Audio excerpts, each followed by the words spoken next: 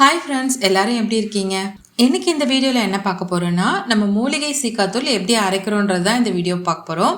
ஏற்கனவே நான் சீக்காத்தூள் அரைக்கிறத உங்களுக்கு வீடியோவாக போட்டிருக்கேன். என்னுடைய சேனலில் இருக்குது, நீங்கள் செக் பண்ணிக்கோங்க.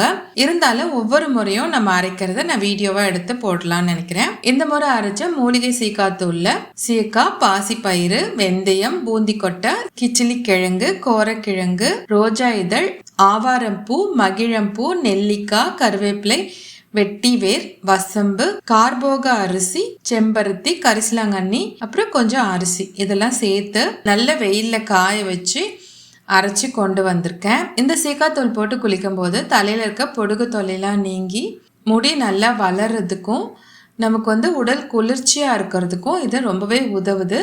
வாரத்தில் குறைஞ்சது 2 முறையாவது எண்ணெய் தேய்ச்சி குளிக்கணும்.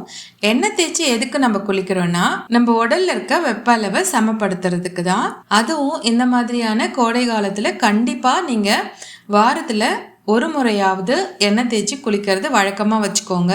சாதாரண நல்லெண்ணெயை 20 நிமிஷம் நல்லா ஊற வச்சுட்டு இந்த சீக்காத்தூள் போட்டு நல்லா குளிச்சிங்கன்னா ரொம்பவே ஃப்ரெஷ்ஷாக நீங்கள் ஃபீல் பண்ணுவீங்க. வசம்பு, வெட்டிவேர்லாம் இருக்கிறதால வாசனையும் ரொம்ப நல்லாயிருக்கும்.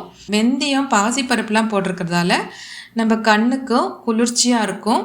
இப்போ இந்த சீக்காத்தூளை எப்படி பயன்படுத்தணுன்றதை நான் சொல்லிடுறேன். பொட்டியூல் ஹெர்பல் சீக்கா பவுடரில் உங்களுக்கு தேவையான அளவுக்கு சீக்காத்தூள் எடுத்துக்கோங்க. நான் இன்னைக்கு ஒரு 2 ஸ்பூன் அளவுக்கு சீக்காத்தூள் எடுத்திருக்கேன். இதை சாதம் வடிச்ச கஞ்சி கூட மிக்ஸ் பண்ணிக்கலாம். அப்படி இல்லைன்னா கொஞ்சம் சுடு தண்ணி, கொஞ்சம் வெதுவெதுப்பான சுடு தண்ணி சூடு பண்ணி அதை போட்டு நல்லா மிக்ஸ் பண்ணுங்க.